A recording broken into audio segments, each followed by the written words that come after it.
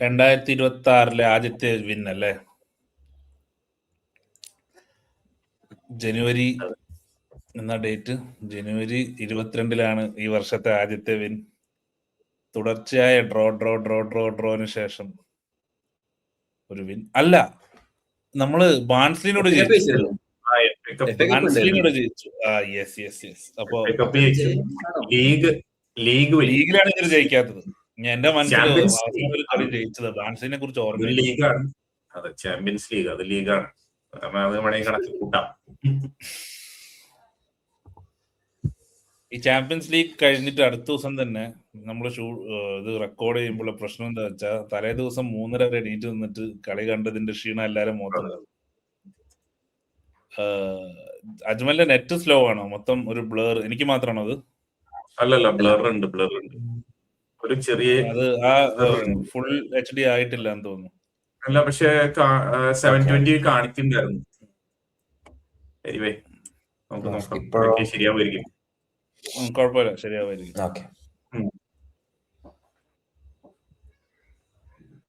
Okay, അപ്പോ അങ്ങനെ കളി ജയിച്ചു. ഐ തിങ്ക് ഒരു നമ്മൾ എപ്പോഴും പറയും, ചിലത് Burnley match performance was okay but result was bad. ചില മാച്ചിൽ result was okay but performance was bad. I think ഈ രണ്ടും കൂടി ചേർന്നുള്ള ഒരു ലക്ഷണമൊത്ത ഒരു മാച്ച് എന്ന് ഈ സീസണിലെ തന്നെ. I think Arsenal game we were really good, but അത് ജയിച്ചില്ല. ഐ തിങ്ക് ഈ സീസണിൽ ഒരു കൺവിൻസിംഗ് ആയ പെർഫോമൻസ് എന്ന് പറയാൻ പറ്റുന്ന ഒരു മാച്ച് ആയിരിക്കും മാഴ്സേ ആയിട്ടുള്ളത്. പക്ഷെ പേഴ്സണലി ഞാൻ അത്രയും അങ്ങ് ഒരു എക്സൈറ്റഡ് ആവുന്നില്ല. കാരണം ഒരു ഓപ്പൺ ആയിട്ട് കളിക്കുന്ന ഒരു ടീമിന്റെ കൂടെ നമ്മൾ പൊതുവെ നന്നായി കളിക്കാറുണ്ട്. And I think Marseille gave us way too much respect than we actually deserve at this point. കാരണം മാഴ്സയുടെ ലീഗ് 1 മാച്ചസ് ശ്രദ്ധിക്കുമ്പോൾ they play really expansive football. അപ്പൊ അവരൊരു അറ്റാക്കിംഗ് മോഡിലാണ് ഒരു ഇറങ്ങിയിരുന്നുവെങ്കിൽ I think we may have won it, but it would have been a high scoring game. De Zerbi ഒരു cautious അപ്രോച്ചാണ് ഫസ്റ്റ് ഹാഫിൽ എടുത്തത്. പുള്ളിക്ക് കൗണ്ടറിൽ നമ്മളെ തോപ്പിക്കാനുള്ള ഒരു പ്ലാൻ ആയിരുന്നു. ബോൾ നമ്മുടെ കയ്യിൽ കൊടുത്തിട്ടുള്ള കളിയായിരുന്നു. ബട്ട് ഒരു overall 4th in the table, 15 points. കാരബാഗിനെ ഹോമിൽ തോൽപ്പിച്ചാൽ ടോപ്പ് 8 ഓൾമോസ്റ്റ് ഷുവർ ആണ്. ഡ്രോ ആണെങ്കിൽ ഏതാ ഒരു പോയിന്റ് മതിയാവും തോന്നുന്നുണ്ട്. ഡ്രോ ആണെങ്കിൽ but it may be like up and down, it won't be in our own hands. Goal ഡിഫറൻസും അങ്ങനത്തെ കുറെ ഇത് വരുന്നുണ്ട്. സോ ഓവറോൾ ലീഗിന്റെ കാര്യം ബുദ്ധിമുട്ടാണെങ്കിലും ചാമ്പ്യൻസ് ലീഗിൽ I think we are in a safe zone അല്ലേ?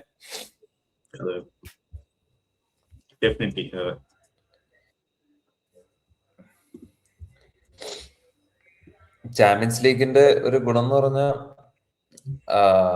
നമുക്ക് ഇഷ്ടപ്പെട്ട ഒരു സ്റ്റൈലിലുള്ള ടീംസ് ആയിരിക്കും കൂടുതൽ ഫേസ് ചെയ്യുക.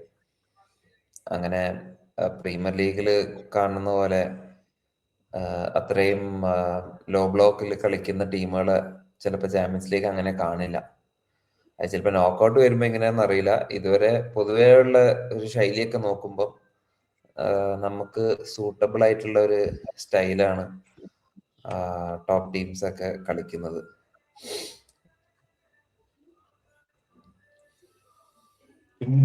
അതിന്റെ ഒരു ഗുണം നമുക്ക് എല്ലാ വർഷവും കാണാനുണ്ടല്ലോ. നമ്മൾ റയൽ മാഡ്രിഡ് ആയാലും PSV ഒഴികെ ബാക്കി ഒരുവിധ എല്ലാ കളിയിലും കൺവിൻസിങ് ഗെയിം ഇല്ല എന്നുണ്ടെങ്കിലും നമുക്ക് സ്പേസ് ഉണ്ട്. ഒരു എന്താ പറയാ, മുന്നോട്ട് പോവാനോ ഇല്ലെങ്കിൽ ത്രൂ ബോൾ നോക്കാനോ എന്തെങ്കിലും ചെയ്യുകയാണെങ്കിൽ ഒരു വേറെ ഓപ്ഷൻസ് നോക്കണമെങ്കിൽ ആ സ്ഥലമുണ്ട്. മറ്റേ പ്രീമിയർ ലീഗിലാകുമ്പോൾ നമുക്ക് കാണുന്നത് വെച്ചാൽ 10 പേരും അല്ലെങ്കിൽ 11 പേരും ഒരു ബോക്സിന് ചുറ്റോട്ട് നിൽക്കുന്ന നമ്മൾ വി സ്ട്രഗിൾ.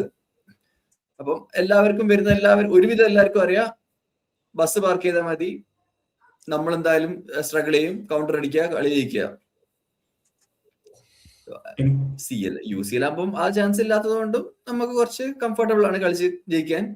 അത് നമ്മളിപ്പം കണ്ടുകൊണ്ടിരിക്കുന്നുണ്ട്. Best team in the world എന്ന് പറയുന്നില്ല, ബട്ട് സ്റ്റിൽ ലീഗ് ഫോം വെച്ച് നോക്കുകയാണെങ്കിൽ ഡിഫറെന്റ് സിനാരിയോ. അങ്ങനെയൊക്കെ ഡിഫറെന്റ് സിനാരിയോ എന്ന് പറഞ്ഞാൽ തന്നെ ഇന്നലത്തെ മാച്ചില് ഇവര് ലോ ബ്ലോക്ക് കളിച്ചില്ല എന്ന് പറയാൻ പറ്റില്ല. തുടക്കമൊക്കെ അവര് ലോ ബ്ലോക്ക് തന്നെയായിരുന്നു. അവരുടെ ഡീസർബി യൂഷ്വലി ചെയ്യുന്ന പോലെ നമ്മളെ പന്ത് പാസ് ചെയ്യാൻ ബിൽഡ് ചെയ്യാൻ പറ്റാത്ത രീതിയിൽ വന്ന് പ്രസ് ചെയ്യുന്നത് അങ്ങനെയൊന്നും ഉണ്ടായിരുന്നില്ല. തുടക്കം ലോ ബ്ലോക്ക് തന്നെയായിരുന്നു. നമ്മൾ ഒത്തിരി അതില് ലോ ബ്ലോക്കിൽ നന്നായിട്ട് കളിക്കാനും ഒക്കെ ശ്രമിച്ചു. ചാൻസ് കുറവായിരുന്നു ആ തുടങ്ങണ സമയത്തൊക്കെ. പക്ഷെ ആ ഒരു ഫ്രീ കിക്ക് അവിടെ നിന്ന് ഒരു ഫൗള് കിട്ടി, അത് ഗോൾ അടിച്ചതിന് ശേഷമാണ് അവര് അറ്റാക്ക് ചെയ്യാനും കുറച്ചും കൂടി മാച്ച് ഓപ്പൺ ആയത് അതിന് ശേഷമാണ്. അത് കഴിഞ്ഞപ്പോ നന്നായിട്ട് കളിച്ചു. അതൊന്ന്. രണ്ടാമത്തെ ഒരു വലിയ കാര്യം കഴിഞ്ഞ ദിവസം ഉണ്ടായത്, നമ്മൾ ഇതിനു മുമ്പ് ഡിസ്കസ് ചെയ്ത ഒരു കാര്യമാണ്, സല തിരിച്ചു വരുമ്പോ എന്ത് സംഭവിക്കും എന്നുള്ളതാണ്. സല തിരിച്ചു വന്നു കഴിഞ്ഞപ്പോ നമ്മൾ പറഞ്ഞ പോലെ തന്നെ ടു അപ്പ് ഫ്രണ്ട് എന്നുള്ള രീതിയിൽ എക്കിറ്റേക്കയും സലയും കൂടി ഒരുമിച്ചാണ് ഫോർവേഡ് ആയിട്ട് കളിച്ചത്. ബാക്കില് ബോക്സ് മിഡ്ഫീൽഡും അങ്ങനെയുള്ള ഒരു ഇങ്ങനെ കളിക്കുന്നത് നമ്മൾ കഴിഞ്ഞ ദിവസം പറഞ്ഞ ഒരു കാര്യമാണ് ഡിസ്കസ് ചെയ്തപ്പോൾ. അപ്പൊ ആ രീതിയിൽ ആ സ്ലോട്ട് സലയെ കുറച്ചുകൂടി നന്നായിട്ട് യൂസ് ചെയ്യാനുള്ള ഒരു ശ്രമം അത് ഇംപ്ലിമെന്റ് ചെയ്യാൻ ശ്രമിച്ചു തുടങ്ങി. നേരത്തെ വിങ്ങറായിട്ട് കളിച്ചിരുന്ന പ്ലെയറെ ഫോർവേഡ് ആയിട്ട് കൺവേർട്ട് ചെയ്ത് അത് വ്യത്യാസം കണ്ടു സലയുടെ മാച്ച് പെർഫോമൻസിൽ. നന്നായിട്ട് പ്രസ് ചെയ്യാൻ ശ്രമിക്കുന്നുണ്ടായിരുന്നു, അതുപോലെ ലിങ്ക് ചെയ്യാൻ നോക്കുന്നുണ്ടായിരുന്നു. കുറച്ച് ബാക്കിലേക്ക് ഇറങ്ങി വന്നായാലും ബോക്സിന്റെ പുറത്തുനിന്ന് ചില മറ്റേ നല്ല പാസുകൾ ഫ്രണ്ടിലേക്ക് കിട്ടേക്ക് ആയാലും മറ്റേ ഓടി വരുന്ന പ്ലേയേഴ്സിനായാലും അങ്ങനെ ലിങ്ക് ചെയ്യാനുള്ള ശ്രമമൊക്കെ ഉണ്ടായിരുന്നു. അത് സലയുടെ നമ്മൾ യൂഷ്വലി കാണുന്ന സലയായിരുന്നില്ല, ഡിഫറൻറ്റ് സലയായിരുന്നു. മറ്റേ വിങ്ങിന്ന് കട്ട് ചെയ്ത് ഓടിക്കേറി അങ്ങനെ വരുന്ന സലയായിരുന്നില്ല. അപ്പൊ സലയ്ക്ക് അത് പറ്റും എന്നുള്ളത് ഈ കളിയില് മനസ്സിലായി. അപ്പൊ അത് സ്ലോട്ടിനും ടീമിനും കുറച്ചും കൂടി കോൺഫിഡൻസ് തരും ഇനിയുള്ള മാച്ചുകളിൽ. കാരണം ഇങ്ങനെ ഒരു സ്റ്റൈലില് കളിക്കാൻ ഈ സ്ക്വാഡിന് പറ്റും എന്നുള്ളത് കാണിച്ചു. അപ്പൊ ഇങ്ങനെ കളിക്കുമ്പോഴുള്ള ഗുണം നമുക്ക് ഇത് മാത്രമല്ല, മിഡ്ഫീൽഡ് നമുക്ക് സ്യൂട്ടബിൾ ആണ് ഇതിന് പറ്റിയത്. അത് മാത്രമല്ല ഫുൾ ബാക്സ് ഇങ്ങനെ കളിക്കുന്നതിന് ഏറ്റവും പറ്റിയ ഒരു ടീമാണ് നമ്മുടെ. ആ ഒരു വിഡ്ത്ത് കീപ്പ് ചെയ്ത് ഇപ്പോ കെർക്കസ് ആയാലും ഫ്രിംഗ്പോങ് ആയാലും നല്ല സൈഡ് ചില കെർക്കസ് ക്രോസുകളായാലും ഫ്രിംഗ്പോങ് ക്രോസ് മാത്രമല്ല കുറച്ച് ഉള്ളിലേക്ക് ഡ്രിബിൾ ചെയ്ത് കയറുന്നു. ഈ ഒരു ഡിഫറെന്റ് ഒരു അപ്രോച്ചാണ് രണ്ടുപേരുടെയും ഉള്ളത്. അപ്പൊ അതും അവർക്ക് ചെയ്യാൻ പറ്റുന്ന ഒരു ടീമായിട്ട് നമ്മൾ മാറുന്നുണ്ട്. ഇത് നമുക്ക് ലോ ബ്ലോക്കിനെതിരെയായാലും മറ്റേ പൊസിഷൻ ടീമുകൾക്കെതിരെയായാലും എല്ലാത്തിലും ഉപയോഗിക്കാൻ പറ്റുന്ന ഒരു സംഗതിയായിട്ട് ഫീൽ ചെയ്യുന്നു. ആക്ച്വലി നമ്മൾ ഇത് ഒരു 2 പോഡ്കാസ്റ്റ് മുന്നേ ചർച്ച ചെയ്തിരുന്നു. അതായത് സല എവിടെ കളിക്കുന്നുള്ളത്, അതിന് ആൻസർ നമുക്ക് കിട്ടി. ആൻഡ് സല ആ നമ്പർ 9 അല്ലെങ്കിൽ വൈഡ് ഫോർവേഡ് നമ്പർ 9 അല്ലെങ്കിൽ എന്തോ കളിക്കുന്നതിനുള്ള ഗുണം എന്താന്ന് വെച്ചാൽ വി വോണ്ട് മിസ് ഇസാക്ക്. സല ബെഞ്ചിലിരിക്കുന്ന സല ഫസ്റ്റ് ടീമിൽ കയറും. Salah Ekitike, Salah Gakpo Ekitike, I think അങ്ങനെ ഒരു അവിടെ കളിക്കാൻ പറ്റും. Wirtz can play the free role ആ ബോക്സ് മിഡ്ഫീൽഡിൽ. So Szoboszlai will also get that free role. So overall എനിക്ക് തോന്നുന്നത് നമ്മുടെ ടീമിന്റെ പെർഫോമൻസിന് improvement is connected to predominantly ഈ ഫ്രിംപോങ് വന്ന ശേഷം നമ്മുടെ ഒരു ഔട്ട്ലെറ്റ് നമ്മൾ ചർച്ച ചെയ്തതാണ്. ഒരു ടേക്ക് ഓൺ ചെയ്യാൻ പേസ് നമുക്കില്ലാത്ത ഒരു സാധനം പേസ് ആണ് ടീമിൽ. അപ്പോ സ്ലോട്ട് ഇന്നലെ നമ്മുടെ CBSന്റെ ഇതിലും പറഞ്ഞു, അതായത് പേസി ബ്രേക്സ് നമുക്ക് കിട്ടുന്നില്ല എന്നുള്ള point. Because we don't have players. ഒരു ഡിയാസോ നൂനേസോ നമുക്കില്ല. അവിടെയാണ് എനിക്ക് I think Frimpong is helping out.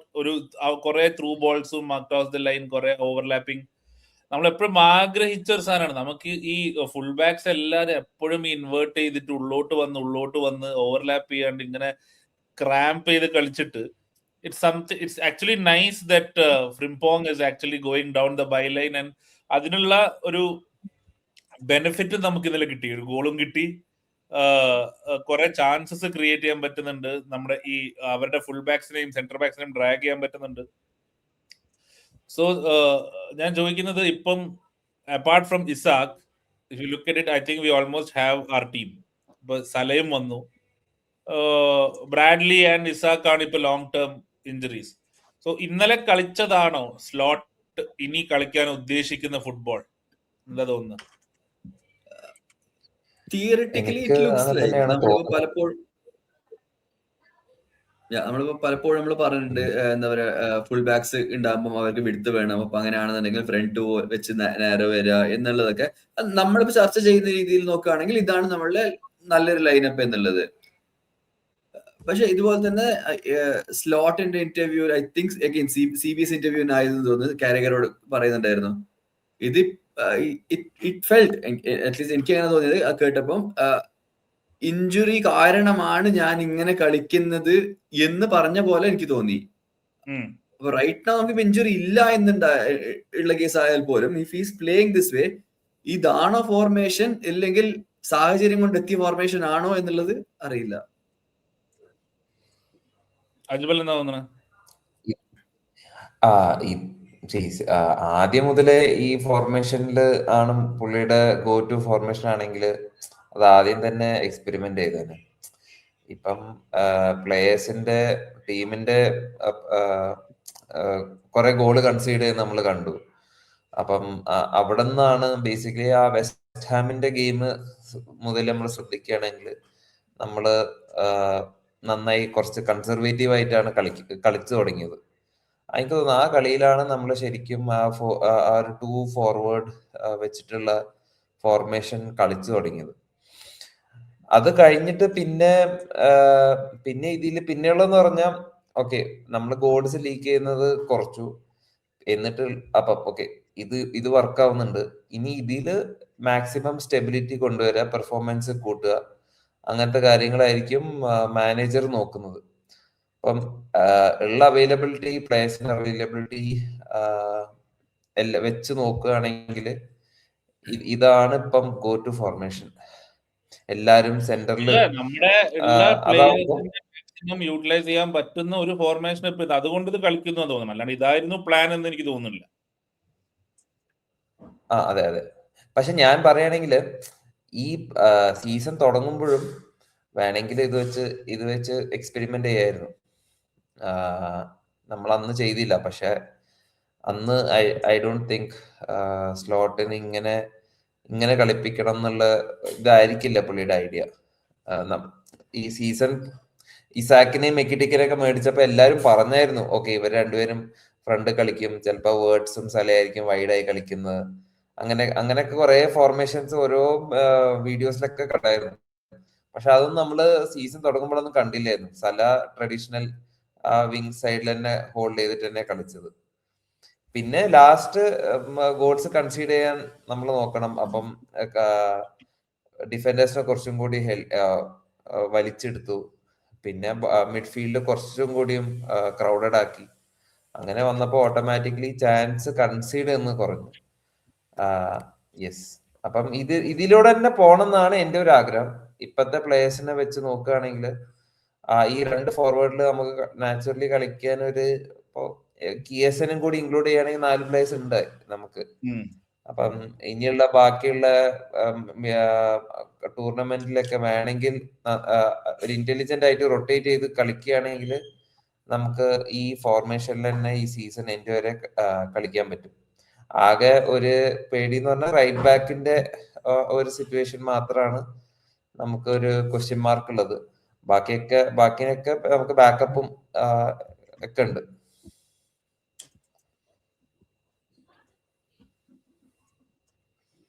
അത് തന്നെയാണ് എനിക്ക് അങ്ങനെ ഫീൽ ചെയ്യണത്. ഇപ്പോ ഗാക്പോ എക്കിറ്റിക്കയുടെ മിനിറ്റ്സ് മാനേജ് ചെയ്യേണ്ടി വരും. അപ്പൊ അതിന് ഗാക്പോനെ യൂസ് ചെയ്യാം, ഗാക്പോനെ ഫോർവേഡ് പൊസിഷനിൽ യൂസ് ചെയ്യാം. അതുപോലെ ഇപ്പോ കൊനാറ്റയുടെ പൊസിഷനിലായാലും ഗോമസ് നല്ല പെർഫോമൻസ് ആയിരുന്നു, നല്ല സ്ട്രോങ് പെർഫോമൻസ് ആയിരുന്നു. അവിടെയും ഒരു ബാക്കപ്പായിട്ട് എത്ര കണ്ടിന്യൂസ് കളിക്കാൻ പറ്റിയില്ലെങ്കിലും ഇഞ്ചറി വരാതെ കൊനാറ്റയ്ക്ക് ഒരു ഓപ്ഷൻ എന്നുള്ള രീതിയിൽ അവിടെ ഗോമസിന് നിൽക്കാൻ പറ്റുന്നുള്ളത് ഇന്നലെ പ്രൂവ് ചെയ്തു അതിന്.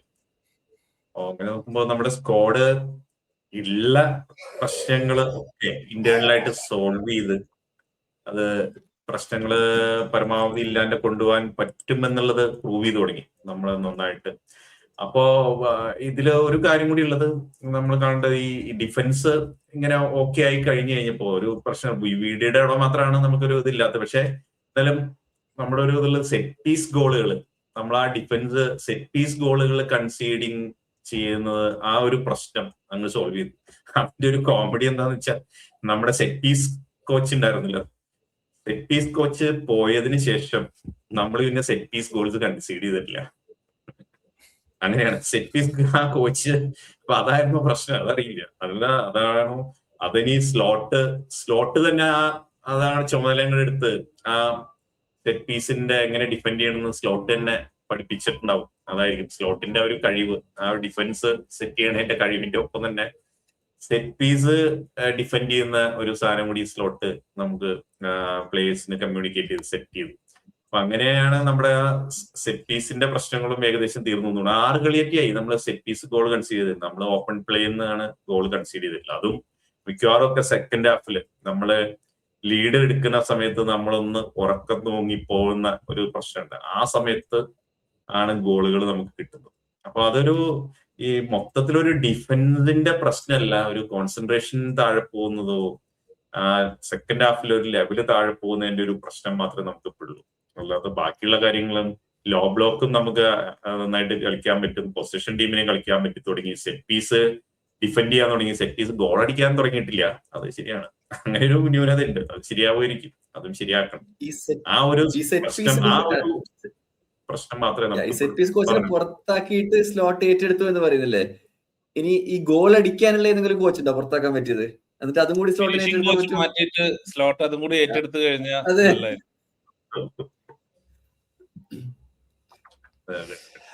എനിവേ ഐ തിങ്ക് എക്കിറ്റിക്കയുടെ performance Wirtz was little last 2 കളികൾ ഉണ്ടായിരുന്ന ഒരു പെർഫോമൻസ് വേർഡ്സിന്റെ ഇന്നലെ ഇല്ലായിരുന്നു. പുള്ളിക്ക് ഷൂട്ട് ചെയ്യാനുള്ള കുറെ ചാൻസ് ഉണ്ടായിരുന്നു. We was trying to create goals. അപ്പോ but overall it's clicking. And ഇവരെല്ലാരും സോബോസ്ലായി മിസ് ചെയ്ത പെനാൽറ്റിക്ക് പകരം കിടലും ഫ്രീ കിക്ക് അടിച്ചു. ഐ തിങ്ക് ഇതിനെക്കാട്ടും കൂടുതൽ ഈ മാച്ചിനെ കുറിച്ച് പറയാൻ പ്രത്യേകമായിട്ടൊന്നുമില്ല. Alisson also had 1 or 2 good saves. അതും പറഞ്ഞല്ലോ, ആലിസൺ വാസ് ഗുഡ്. അത്യാവശ്യം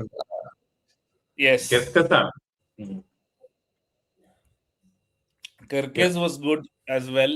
McAllister played good. Overall it was an okay game. And അതായത് ഒരു നോർമൽ സീസണിൽ നമ്മൾ പ്രത്യേകം എടുത്തു പറയാനൊന്നും ഇല്ലാത്ത ഒരു മാച്ചാണ് ശരിക്കും. ഈ സീസണിൽ നമുക്കതൊരു വലിയൊരു ആശ്വാസമായി കിട്ടി എന്നാണ് സത്യം. അതിലൊരു ആ ഒരു കാര്യമാണ്.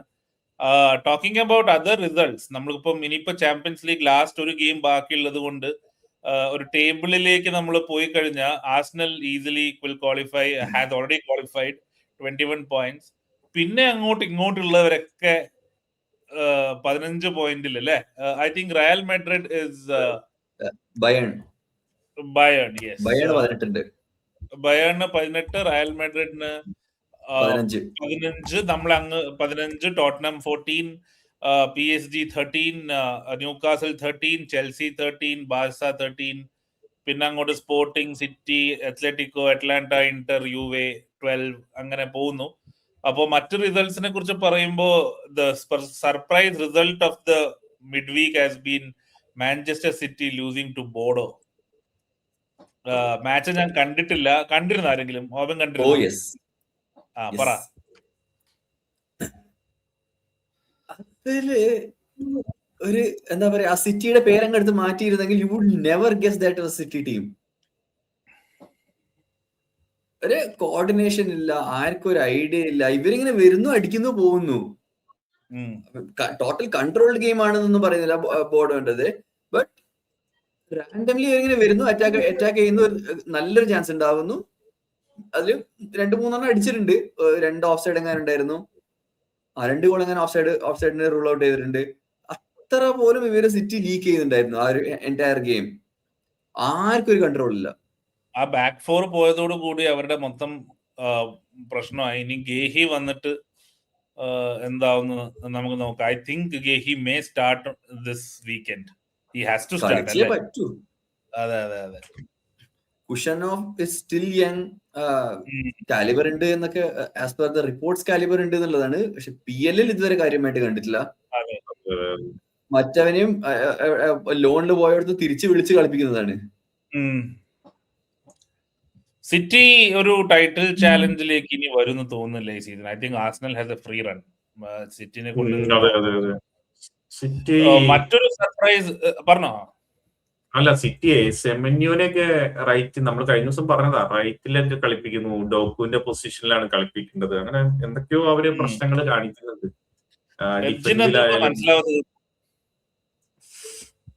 ടീം പറഞ്ഞു കൊടുക്കുന്നുണ്ടാവും. ഗാഡിയോള ആകെ കൺഫ്യൂസ്ഡ് ആയിട്ട്. ഗാഡിയോള അതാണ് വേറെ ന്യൂസിലുള്ളത്. ഗാഡിയോള ഉടനെ സാധനം റിസൈൻ ശരിയാട്ടോ. ചെയ്യുന്ന പറഞ്ഞ ആ സാധനം പെപ്സിൻ കുറെ എന്തോ പറഞ്ഞു, ഗാഡിയോള കൺഫ്യൂസ് ആയി. ശരിയാണ്. അല്ല, ഞാൻ പറഞ്ഞ ഗാഡിയോള റിസൈൻ ചെയ്യുന്നൊരു ന്യൂസ് കേൾക്കുന്നുണ്ട്. സീസൺ അവസാനം വരെ പോവില്ല, ഈ വരുന്ന ഗെയിം വീക്കിന് മുമ്പ് തന്നെ റിസൈൻ ചെയ്യുന്നൊക്കെ കേൾക്കുന്നുണ്ട്. അത് വല്ലാത്തൊരു അവസ്ഥയായിരിക്കും. അങ്ങനെയാണെങ്കിൽ മരസ്ക ഉടനെ അവിടെ ജോയിൻ ചെയ്യും, അങ്ങനെയുള്ള റൂമേഴ്സ് ഒക്കെ കേൾക്കുന്നുണ്ട്. അപ്പൊ സിറ്റി ഇവിടുന്ന് എവിടേക്ക് പോകും എന്നുള്ളതാണ്. അവര് പെപ്പിന്റെ കാര്യം പറഞ്ഞപ്പോഴാണ്. പെപ്പിൻ ക്ലോപ്പിന് കൂടെ ഇരുന്ന് ക്ലോപ്പ് ഒരുപാട് കാര്യങ്ങൾ പെപ്ജിന്റെ അടുത്ത് നിന്ന് പഠിച്ചു. എല്ലാം കഴിഞ്ഞപ്പോ ക്ലോപ്പിന് റാൻ ഔട്ട് ഓഫ് എനർജി. അതേ സാധനം തന്നെ ഗാഡിയോളയ്ക്ക് സംഭവിക്കും. ഗാഡിയോള പറഞ്ഞ സീസണിൽ ഒരുപാട് കാര്യങ്ങള് പെപ്ജിൻ ലിൻഡേഴ്സിന്റെ അടുത്ത് നിന്ന് പഠിച്ചു എന്നൊക്കെ. അത് ഉൾക്കൊള്ളാൻ അങ്ങോട്ട് പറ്റാത്ത കാര്യം. അത്ര ഒരു ഫുൾ എനർജി ആയിട്ടുള്ള, അതെ, എനർജി ആളാണ് പെപ്ജിൻ ലിൻഡേഴ്സ്. അപ്പൊ അവിടെ ക്ലോപ്പ് പറഞ്ഞു ഞാൻ നിർത്തി, എന്നെ കൊണ്ട് ഇനി ആവില്ല മാനേജ് ചെയ്യാന്ന്. അത് കഴിഞ്ഞ് പെപ്ജി വീണ്ടും പോയി പെപ് ഗാർഡിയോള ഞാൻ നിർത്തുന്നു, ഇന്ന് ഇതോടെ നിർത്തി, ഇനി കോച്ചിങ് ഇല്ല, മാനേജിങ് ഇല്ല. ആ അറിവാകുന്ന ആ മഹാസാഗരത്തിന് മുമ്പിൽ അവര് നിർത്തി. അതാണ് സംഭവിച്ചത്. PSG ലോസ്റ്റ് വേറെ ടോപ്പിക്കിലേക്ക് പോവാട്ട. PSG lost to Sporting, another surprise result. Arsenal ഒരു കിടിലം victory against Inter.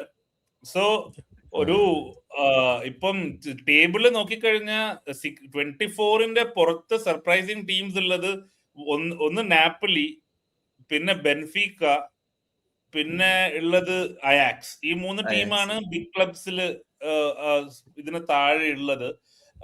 I think Ajax is out already അല്ലേ? Yes, Ajax won't qualify.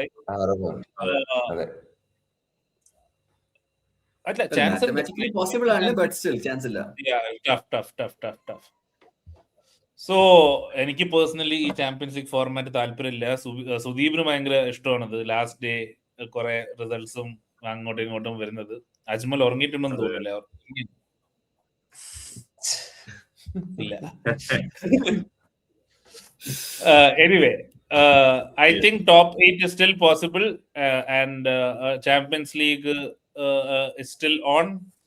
Noka, one of our chances to win a trophy or do make something out of the season, alle. Anyway, we'll move on to Premier League preview.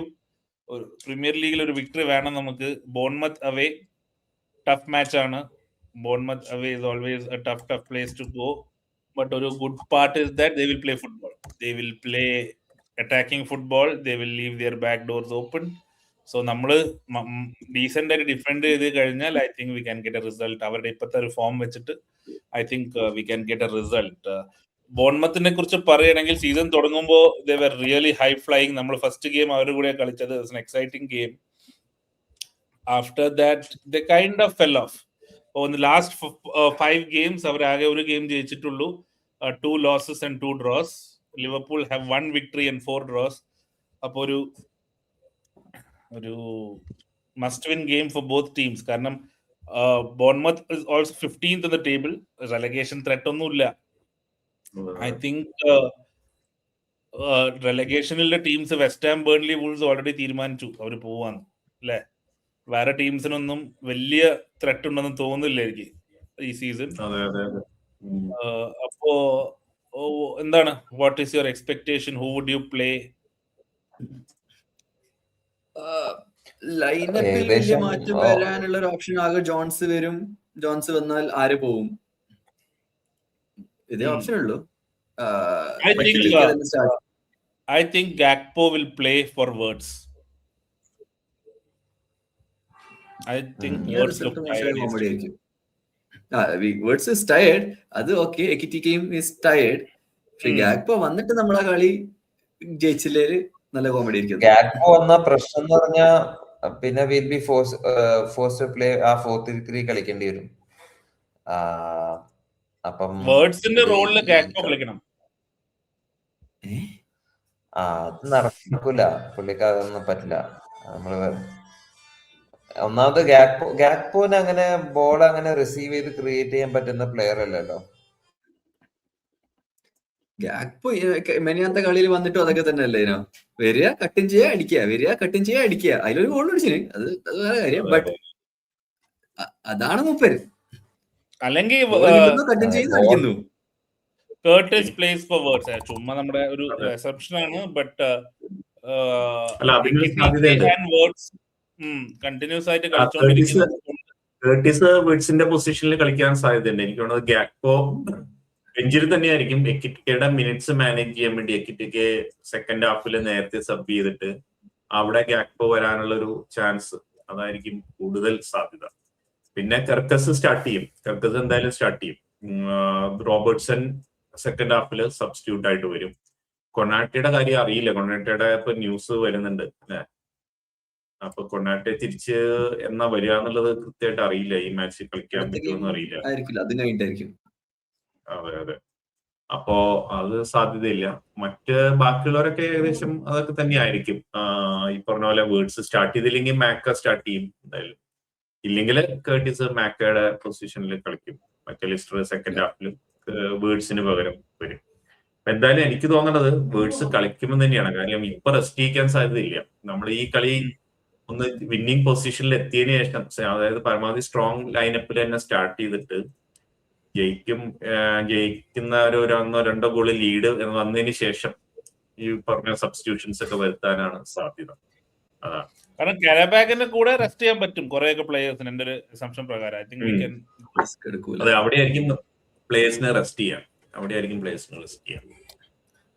Already words ഒരു hamstring injuries care വെച്ച് manage ചെയ്ത് കളിക്കുന്നതെന്നാണ് ജർമ്മനിയിലുള്ള report. അപ്പം ഇത് Nagelsmann ഇവരായിട്ടൊക്കെ സംസാരിച്ചിട്ട് പുള്ളിയുടെ like ആ ഒരു risk അവർ എടുക്കാൻ തയ്യാറാണ്.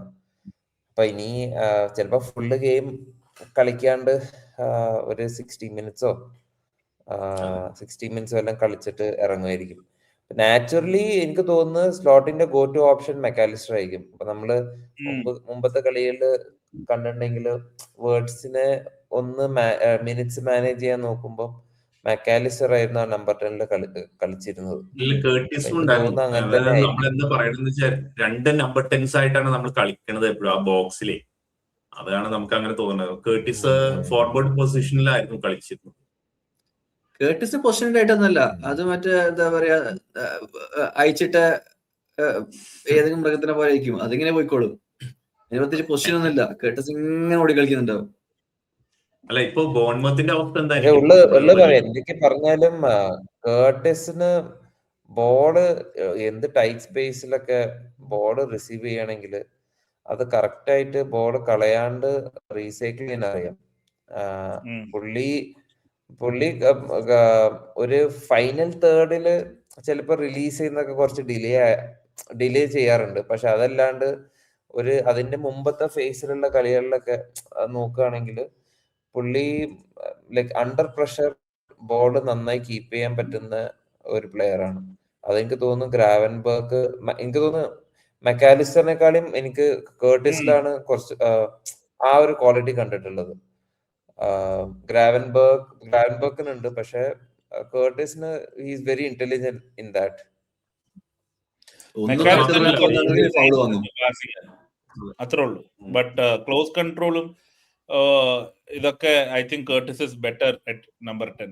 അതെ, മാത്രല്ല ക്ലോസ് കൺട്രോൾ ഒന്ന് ബോൾ കുറച്ചു നേരം കീപ്പ് ചെയ്ത് പാസ് ചെയ്തില്ലെങ്കിൽ തന്നെ ഫൗള് കൺസീഡ് ചെയ്യേണ്ട അത് ഒരുപാട് കാണാറുണ്ട്. കേർട്ടിസിനെ ഒരുപാട് ഫൗൾ ചെയ്യും അങ്ങനെ പന്തെടുക്കാൻ പറ്റാഞ്ഞിട്ട്. അങ്ങനെ പൊസിഷൻ എപ്പോഴും നമുക്ക് അങ്ങനെയും കീപ്പ് ചെയ്യാൻ ഹെൽപ്പ് ചെയ്യാറുണ്ട്. ഇപ്പൊ പന്തെടുക്കാനും എളുപ്പമല്ല കേർട്ടിസിന്റെ. കേർട്ടിസ് അറിയാണ്ട് പാസ് ചെയ്ത് പോയാൽ ടച്ച് ഓൺ ചെയ്ത വിഷയമാണ്. I think we can talk about that. നമുക്കിപ്പം defensively we look quite okay. ഒരു ബാലൻസ് വന്നിട്ടുണ്ട്. നമ്മുടെ ഫിനിഷിംഗ് ആണ് ഇപ്പൊ ശരിക്കും we are creating a lot of chances. ഇന്നലെയും ബേൺലിന്റെ കൂടെയും നമ്മൾ ക്രിയേറ്റ് ചെയ്ത ചാൻസസ് ഫിനിഷ് ചെയ്തിരുന്നെങ്കിൽ നമ്മൾ 2 കളിയും സുഖമായി ജയിച്ചില്ല Burnley game. So finishing apart from Ekitike I think yes ഇന്നലത്തെ ചാൻസ് എന്റെ പൊന്നോ. ഞാൻ പറയട്ടെ, ഈ ഫിനിഷിങ് അത് ആക്ച്വലി ഒരു കോൺഫിഡൻസിന്റെ ഒരു ബൈ പ്രൊഡക്റ്റ് ആയിട്ടേ വരുള്ളൂ. അപ്പൊ ടീം എത്രത്തോളം ഇങ്ങനത്തെ കൺസിസ്റ്റന്റ് ആയിട്ടുള്ള ഒരു പെർഫോമൻസ് വെക്കുമ്പോ അത് ഫിനിഷിങ് ഓട്ടോമാറ്റിക്കലി വരും. ഇപ്പൊ നമ്മള് ഈ ബേൺലി ഗെയിം അല്ലാണ്ട് അതിന്റെ മുമ്പത്തെ കളികളിലൊക്കെ നോക്കുകയാണെങ്കിൽ ചാൻസസ് വളരെ 1-2 ചാൻസസ് ഗോൾ അടിക്കാൻ അത്രയും ഷുവറായി ഗോൾ അടിക്കാൻ പറ്റുന്ന 2-3 ചാൻസ് ക്രിയേറ്റ് ചെയ്യുന്നുണ്ടാവും. അപ്പൊ അങ്ങനത്തെ ഒരു ടീമിൽ കളിക്കുമ്പോൾ ശരിക്കും ഫോർവേഡ്സിന് റിയലി ഗെറ്റ് ആൻഷ്യസ്. അതായത് ആ ഒരു കംഫർട്ട് സോണിലായിരിക്കില്ല അവര്. അപ്പൊ ടീം നന്നായി കളിക്കുമ്പോൾ ടീം കൺസിസ്റ്റന്റ് ഒരു ശൈലിയിൽ കളിക്കുമ്പോൾ അതേപോലെ ടീം നന്നായി ചാൻസ് ക്രിയേറ്റ് ചെയ്യുമ്പോൾ അത് ഫോർവേഡ്സിന്റെ കോൺഫിഡൻസ് എന്തായാലും ഇമ്പ്രൂവ് ചെയ്യും. അപ്പൊ എനിക്ക് തോന്നുന്നു ഈ നമ്മുടെ ഫിനിഷിംഗിൽ അത്രക്കും നമ്മൾ വറി ചെയ്യേണ്ട ആവശ്യമില്ല. ഇങ്ങനത്തെ പെർഫോമൻസസ് വരികയാണെങ്കിൽ ഫിനിഷിംഗ് ഓട്ടോമാറ്റിക്കലി അത് വന്നോളും. ഇപ്പൊ നമ്മള് എക്കിട്ടിക്കൊക്കെ അതെ അതെ, എനിക്ക് അങ്ങനെ ഫീൽ ചെയ്യണേ. നമ്മളിപ്പോ യുണൈറ്റഡിനെതിരെ 7-0 ജയിച്ച മാച്ച് ഒക്കെ ഉണ്ടല്ലോ. അങ്ങനെയുള്ള ഒരു ഇതിലേക്ക് നമ്മൾ ഇനിയിപ്പോ ഒരു 3xG നമ്മളൊരു 7 ഗോളൊക്കെ അടിച്ച് ജയിക്കുന്ന ഒരു മാച്ച് അധികം താമസിയാതെ ഉണ്ടാവും എന്ന് എനിക്ക് ഫീൽ ചെയ്യുന്നുണ്ട്. കാരണം ഈ പറഞ്ഞ പോലെ നമ്മൾ ആ സ്കോറിങ് ഇതിലേക്ക് ചാൻസുകൾ ക്രിയേറ്റ് ചെയ്യുന്നുണ്ട് ആ രീതിയിലുള്ളത്. മറ്റവരാണെങ്കിൽ അത്രയും ചാൻസ് ക്രിയേറ്റ് ചെയ്യാൻ നമ്മൾ ശ്രമിക്കുന്നുണ്ട്. അങ്ങനെ ഒരു ഉടനെ നമ്മൾ അതിലേക്ക് പോയിക്കൊണ്ടിരിക്കുകയാണ്, അങ്ങനെ ഒരു മാച്ചിലേക്ക്. കളിക്കാൻ പോകുന്ന ബോൺമൗത്ത് ഒരുവിധം എല്ലാ കളിയും 2 ഗോൾ വെച്ച് അടിക്കുന്നുണ്ട് കേട്ടാ. ടോട്ടനമെതിരെ 2, അത് കഴിഞ്ഞ് അതിന്റെ മുന്നേ ചെൽസിനെതിരെ 2, അതിന്റെ മുന്നേ ആർസണലിനെതിരെ 2 വാങ്ങുന്നുണ്ട്, കൺസീഡ് ചെയ്യുന്നുണ്ട് ഇല്ലാന്നല്ല, പക്ഷെ അതുപോലെ അവർ അടിക്കുന്നുണ്ട്. സെമന്യോ പോയി. ടാവേണിയർ വന്നു. ടാവേണിയർ ഇഞ്ചേർഡ് ആണ്. അവര് ബേൺമത്തിന്റെ സ്ക്വാഡ് എന്ന് പറഞ്ഞാൽ നമ്മൾ വിചാരിക്കുന്നതല്ല. അവര് ഭയങ്കര ടൈറ്റ് ആയിപ്പോ. ഒരുപാട് പ്ലേയേഴ്സ് മിസ്സിംഗ് ആണ്. പുതിയൊരു പ്ലെയർ അവർ സൈൻ ചെയ്തിട്ടുണ്ട്, ഒരു ബ്രസീലിയൻ വിങ്ങർ റയാൻ എന്ന് പറഞ്ഞ 19-year-old ഒരു വിങ്ങർ അവർ സൈൻ ചെയ്തിട്ടുണ്ട് സെമന്യോന് റീപ്ലേസ്മെന്റ് ആയിട്ട്. അപ്പൊ ആള് കളിച്ചു തുടങ്ങണം. അങ്ങനെ നമ്മൾ നോക്കുമ്പോ ഒരു പെർഫെക്റ്റ് സ്ക്വാഡ് ഒന്നും അല്ല ഇപ്പൊ ബോൺമത്തിന്റെ. മാത്രമല്ല എരിയോളയുടെ ഫോം ഭയങ്കര ഡിപ്പ് ചെയ്ത് വന്ന ഒരു സമയമായിരുന്നു. അതിൽ നിന്നാണ് അവർ ജസ്റ്റ് 2 കളി ഗോൾ അടിച്ചൊക്കെ കയറി വന്നത്. അതാണ് പോയിന്റ്സ് ടേബിളിൽ ഒരുപാട് താഴെയൊക്കെ പോയത്. ഇപ്പൊ ബോൺമത്തിന്റെ പെർസ്പെക്റ്റീവിൽ നോക്കുമ്പോൾ അവരുടെ ഹോം മാച്ച് ആണെങ്കിൽ തന്നെ അവർക്ക് ഭയങ്കര ടഫ് ആയിട്ടുള്ള ഗെയിമാണ്. അവർക്ക് അറ്റാക്കിംഗ് ഓപ്ഷൻസ് കുറഞ്ഞ സമയമാണ്. പക്ഷെ നമ്മളാണെങ്കിൽ ഇപ്പോ നമ്മുടെ റിസൾട്ട്സ് നമ്മൾ തോൽക്കാതെ ഇരിക്കുകയാണെങ്കിലും നമ്മൾ പക്ഷെ ജയിച്ച് വരുന്നൊരു ഫീലിലേക്ക് ആ പെർഫോമൻസ് മാറി വരികയാണ്. അപ്പൊ എന്തായാലും നമ്മള് ബോൺമത്തിനെ നമ്മൾ സുഖമായിട്ട് തോൽപ്പിക്കും എന്നാണ് എനിക്ക് ഫീൽ ചെയ്യുന്നത്. നമ്മള് ഗോൾ കൺസീഡ് ചെയ്യാതെ സ്കോർ ലൈൻ നമ്മള് 0-3 സെയിം സ്കോർ ലൈൻ 0-3. എന്താ പറയണ? ഞാൻ 3-0.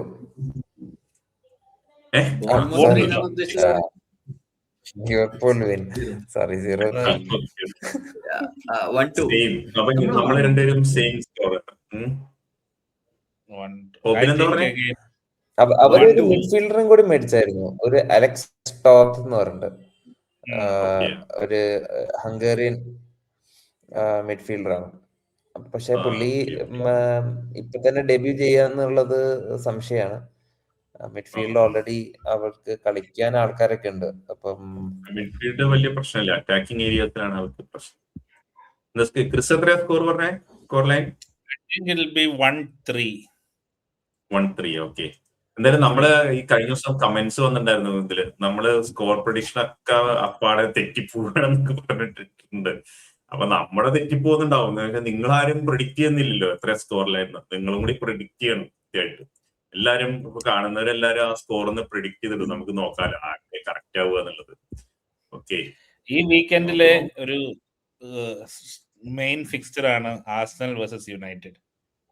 യുണൈറ്റഡിന്റെ പുതിയ ആ ഫിക്സ്ചർ പറയുന്നത് തൊട്ട് മുന്നേ Casemiro is going to end this United stint at the end of the summer. ഇപ്പം അനൗൺസ് ചെയ്തിട്ടുള്ളൂ. എൻഡ് ഓഫ് ദ സമ്മർ അല്ലേ? അപ്പോ ഈ മാച്ച് യുണൈറ്റഡ് സിറ്റിനെ തോൽപ്പിച്ച പോലെ ആർസണലിനെ വട്ടം കറക്കാൻ ചാൻസ് ഉണ്ടോ? ഒരു ന്യൂ യുണൈറ്റഡ് DNA കളിയാ. എനിക്ക് തോന്നുന്നു ആർസണലിന് ചെറുതായിട്ടൊരു ഇവരെ കൗണ്ടറിലുള്ള പേസ് ഒന്ന് ശ്രദ്ധിച്ചിട്ട് ചിലപ്പോ ഇവര് കുറച്ച് കൺസർവേറ്റീവ് ആയിട്ട് കളിക്കാൻ ചാൻസ് ഉണ്ട്. എസ്പെഷ്യലി സിറ്റി അത്രയ്ക്കും അവര് ബെസ്റ്റ് ഫോമിലൊന്നും അല്ലല്ലോ. അവർക്ക് വേണമെങ്കിൽ ഇങ്ങനെ ആലോചിക്കാം, ഇപ്പൊ 2 പോയിന്റ് ഡ്രോപ്പ് ചെയ്താലും പ്രശ്നമില്ല, തോക്കണ്ടെന്നുള്ള മട്ടില്ല ആവാം. അങ്ങനെ തന്നെയാണ് ആർസണലിന് എതിരെ ഗോൾ അടിക്കാനുള്ള ടൂൾസ് ഒക്കെ ഉണ്ട്, ടീമിലുണ്ട്. പക്ഷെ എനിക്ക് അങ്ങനെയല്ല ഫീൽ ചെയ്യണേ. ആർസണൽ ഇതില് അവര് പരമാവധി ഗോള് സ്കോർ ചെയ്ത് ജയിക്കാനുള്ള ഒരു അപ്രോച്ച് ആയിരിക്കും ആർസണലിന്റെ ഭാഗത്തുനിന്ന്. അവരങ്ങനെ ഇനി ഡിഫെൻസീവ് ആവേണ്ട കാര്യമില്ല. അവരെന്തായാലും അത്രയധികം പോയിന്റിൽ ലീഡാണ്. സിറ്റി പോയിന്റ്സ് ഡ്രോപ്പ് ചെയ്തുകൊണ്ടിരിക്കുന്നു. അവർക്ക് ഇതാണ് ഈ കളി നല്ല സ്കോറിന് അങ്ങോട്ട് ജയിച്ച അടുത്ത അവരിപ്പോ CL ടോപ്പാണ്, CLന്റെ ടീമില്. അവർക്ക് അടുത്ത കളി ഒരുപാട് പ്ലേയേഴ്സിനെ റെസ്റ്റ് ചെയ്യിക്കാം, അല്ലെങ്കിൽ റൊട്ടേറ്റ് ചെയ്യിക്കാം. പുതിയ ഇപ്പോ കഴിഞ്ഞ ദിവസം ജീസൂസ് കളിച്ചു, എസെ കളിച്ചു. അപ്പൊ അങ്ങനെ അവർക്ക് ആ സ്കോഡ് അങ്ങനെ യൂസ് ചെയ്യാൻ പറ്റുന്ന ഒരു ചാൻസും കൂടിയാണ്. അപ്പൊ ഇതില് നല്ല സ്ട്രോങ് സ്കോഡ് തന്നെ ഇറക്കിയിട്ട് നല്ല സ്കോറിൽ ജയിക്കാനുള്ള ഇതായിരിക്കും. ഗബ്രിയലിനെയൊക്കെ അവര് CL റെസ്റ്റ് ചെയ്യിച്ചു. അപ്പോ എന്താണ് സ്കോർ പ്രഡിക്ഷൻ? ആർസണൽ റീസെന്റ് ഫോമും യുണൈറ്റഡ് റീസെന്റ് ഫോം വെച്ച് നോക്കുകയാണെന്നുണ്ടെങ്കിൽ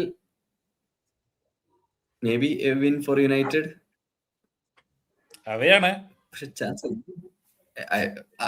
യുണൈറ്റഡ് വലിയ എന്താ പറയാ, അങ്ങനെ പ്രത്യേകിച്ച് എവയോ ഹോമോ എന്നുള്ള ഗതിയൊന്നുമില്ല. ഇപ്പൊ വന്നു യുണൈറ്റഡ് DNA എന്ന് പറയുന്നു, ആര് പോക്ക് പോകുന്നു, അതിൽ ജയിച്ചാൽ ജയിച്ചു എന്നുള്ളതാണ്.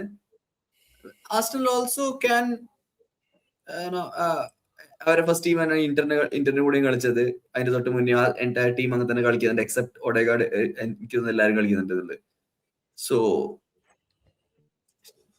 Could win United. ഈസി എന്ന് പറയുന്നില്ല, but they can win actually. ഞാൻ ബ്രൂണോന് ഫ്രീ റോൾ കിട്ടിയതിനു ശേഷം he is making a lot of chances.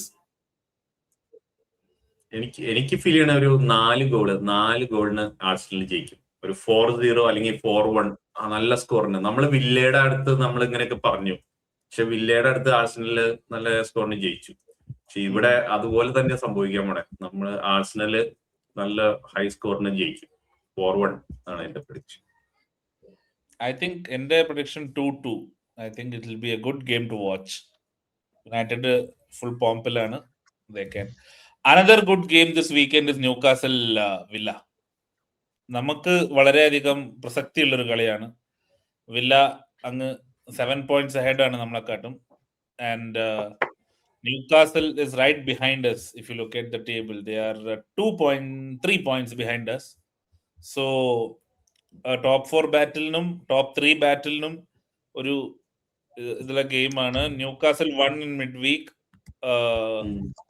Villa did not. Villa ഇന്നലെ കളിക്കാൻ പോണേ ഇല്ല. സോ എന്താണ്, what do you think? Villa is having lot of bad results അല്ലേ? വില്ല ലാസ്റ്റ് കഴിഞ്ഞ PL പൊട്ടി, അതിന്റെ മുന്നേ draw and a loss.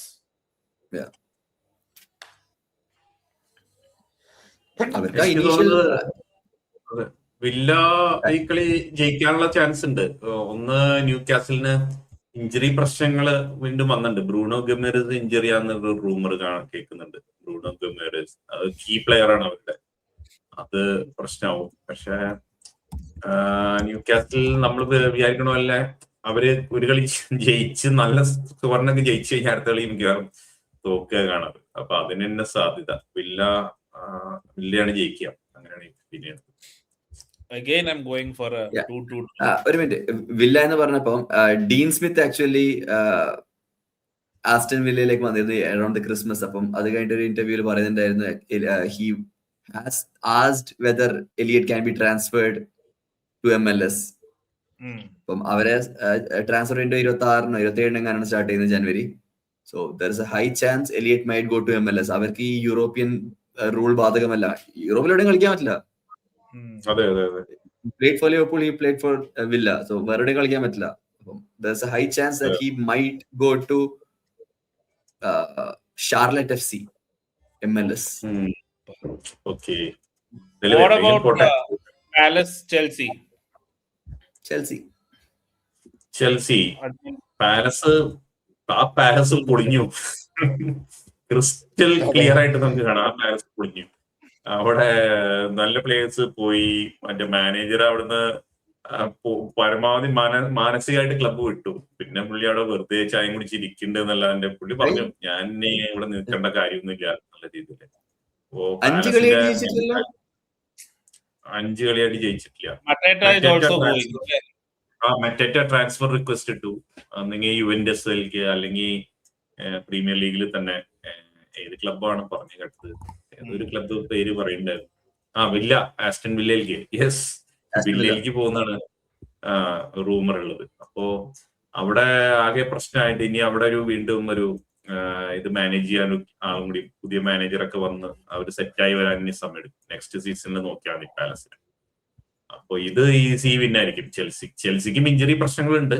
Palmer groin injury വീണ്ടും പ്രശ്നങ്ങളുണ്ട് ഉണ്ടാക്കുന്നുണ്ട് പാമറിന്. പിന്നെ ബാക്കിയുള്ളവരൊക്കെ ഓക്കെ ആണെന്ന് തോന്നുന്നുണ്ട്. ഡീലാപ്പൊക്കെ തിരിച്ചു വന്നു. Anyway City is playing Wolves. വോൾവ്സിന് അതിനെ കുറിച്ച് പറയാനൊന്നുമില്ല. അതിപ്പം ഹാലൻഡിന് ഗോൾ കൗണ്ട് കൂട്ടും. ഹാലൻഡ് 7 കളി എങ്ങനെ ഗോൾ അടിച്ചിട്ട് 7-8 കളിയാണ് ഗോൾ അടിച്ചിട്ട്. ഹാലൻഡിന് തിരിച്ചു വരവായിരിക്കും ഈ മാച്ച് എന്ന് പറഞ്ഞു. അത് വേണമെങ്കിൽ അങ്ങനെ. അതിപ്പോ കുറച്ച് ദിവസമായിട്ട് ഈ FPL ഒക്കെ കളിക്കുന്നവർ കുറച്ച് ദിവസമായിട്ട് അങ്ങനെ അല്ല, കുറച്ച് ഗെയിം വീക്കായിട്ട് അങ്ങനെ വിചാരിച്ചുകൊണ്ടിരിക്കുക. ക്യാപ്റ്റനാക്കി വെച്ചേക്കുക ഈ വീക്കായിരിക്കും ഹാലൻഡ് തിരിച്ചു വരുന്നത്. എവിടെ തിരിച്ചു വരുന്നത്? ആകെ 2 പോയിന്റ് പ്ലസ് 2 പോയിന്റ് 4 പോയിന്റ് തിരിച്ചു വരും. ഹാലൻഡ് അതുപോലെ ചിരിച്ചു പോകും. അതാണ് സംഭവിക്കുന്നത്. ഇതില് ഉണ്ടാവുക നമ്മൾ കഴിഞ്ഞ എപ്പിസോഡിൽ ഡിസ്കസ് ചെയ്തേ ഉള്ളൂ. വുൾസിന്റെ ഫോം സിറ്റി ഫോമിനേക്കാളും ബെറ്ററാ. വുൾസ് ഒരു റിസർജന്റ് വുൾസ് ആണ്. അവര് കേറി വന്നുകൊണ്ടിരിക്കുകയാണ്. അപ്പൊ പറയാൻ പറ്റില്ല. കേറി വരിക മീൻസ് നാണക്കേട് ഒഴിവാക്കാൻ വേണ്ടി. അതെ, അല്ല, നാണക്കേട് ഒഴിവാക്കാം. ഏറ്റവും കുറവ് പോയിന്റില് ലീഗ് ഫിനിഷ് ചെയ്ത ക്ലബായി മാറില്ല അവര് അതില് കേറി. അപ്പോ എനിവേ സിറ്റി ടഫ് ഗെയിം ആയിരിക്കും. സിറ്റിയുടെ ഇപ്പോഴത്തെ ഒരു അവസ്ഥ വെച്ചിട്ട് അവരങ്ങോട്ട് ക്ലിക്ക് ആവുന്നില്ല.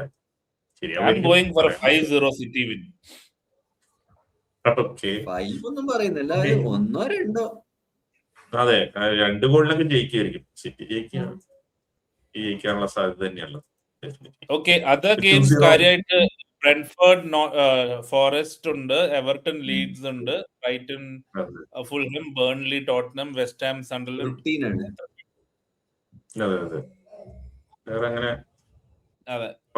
എനിവേ ഐ തിങ്ക് എല്ലാവർക്കും നല്ല ഉറക്കം വരുന്നുണ്ട്. എല്ലാരും കഴിഞ്ഞ കളി ക്ഷീണിതരാണ്. ജയിച്ചു കഴിഞ്ഞാൽ പ്രത്യേകിച്ച് അധികം ഡൈസെക്ട് ചെയ്യാനോ പറയാനോ അങ്ങനെ ഒന്നും ഉണ്ടാവില്ല.